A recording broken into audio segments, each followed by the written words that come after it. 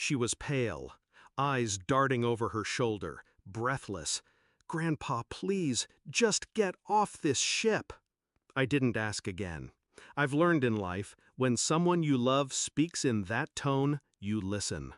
I turned, walked past the buffet, and stepped onto the gangway like a man sleepwalking.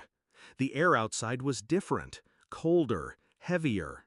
I stood there as the boarding doors closed behind me, watching the ship carry away my family and the life I thought I understood.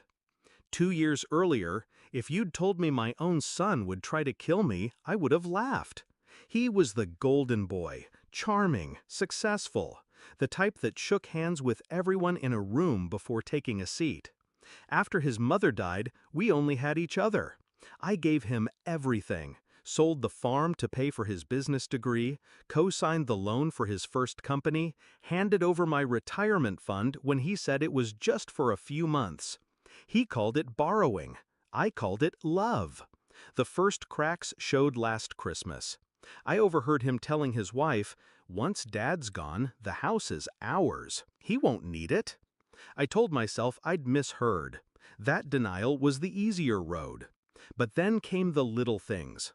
Him pushing me to update my will, offering to handle my finances, because online banking is tricky for someone your age. My accounts started showing withdrawals I hadn't made. When I confronted him, he smiled that salesman smile and said, "Relax, Dad, trust me." The truth didn't hit me all at once. It came in whispers. A strange phone call from my insurance broker, asking if I was sure about the change to my life policy. My neighbor mentioning she saw my son meeting with a lawyer in town. And then the cruise invitation. Family bonding, he called it. My treat. I almost believed him. It was the third day at sea when my granddaughter ran to me, trembling. She's 12, but sharp, too sharp for her own safety sometimes. "I heard Dad talking to Mom last night. He said he put something in your drink, that you'd be found in the morning and it'd be ruled an accident." The world tilted. My son, my blood, planning my death between dessert courses? I didn't argue. I didn't let my fear show.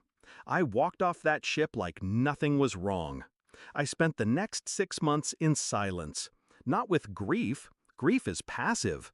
This was something else. I learned to move like a shadow.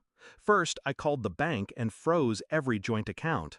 Then I visited my lawyer and rewrote my will, not cutting him out entirely, but making his share contingent on one thing: me dying of natural causes after my 90th birthday. Next, I sold the house. Quietly. The deed went into a trust for my granddaughter, locked until she's 25. My son would never see a dime from it. Then came the company. I'd invested heavily in his business years ago, without paperwork. I hired a forensic accountant, dug through every transaction, and found enough irregularities to sink him.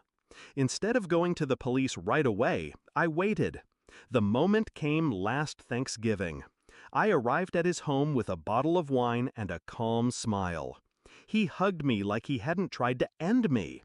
Over dinner, I asked about the company's finances in front of his wife. Just a casual question. I watched her eyes flicker. She didn't know. Then I slid the manila folder across the table.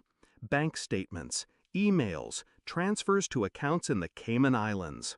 She read in silence. Her hands began to shake. "What is this?" she asked. "Evidence," I said, without looking at him. "And copies have already been sent to the IRS." The color drained from his face. He stammered something about misunderstandings, but I kept talking. Calm, steady, surgical. "You took from me. You tried to take my life. But I'm not here for revenge. I'm here to make sure you live long enough to feel the walls close in." That night, his wife packed a bag and left. Within weeks, the IRS froze his accounts. Clients pulled out. His business crumbled like wet paper. I never raised my voice. I never broke a law. I just removed the air he breathed. Last month, I got a letter from him. No apology, just blame. He said I'd ruined his life. I burned it. And now? I live in a small cabin by the lake. I fish in the mornings, read in the afternoons. My granddaughter visits on weekends. She never asks about the cruise. I never bring it up. But sometimes, when we're sitting on the porch, she catches my eye and gives me the smallest nod, like she knows exactly what I did. And maybe, one day, I'll tell her, not so she learns how to destroy someone, but so she learns how to survive them.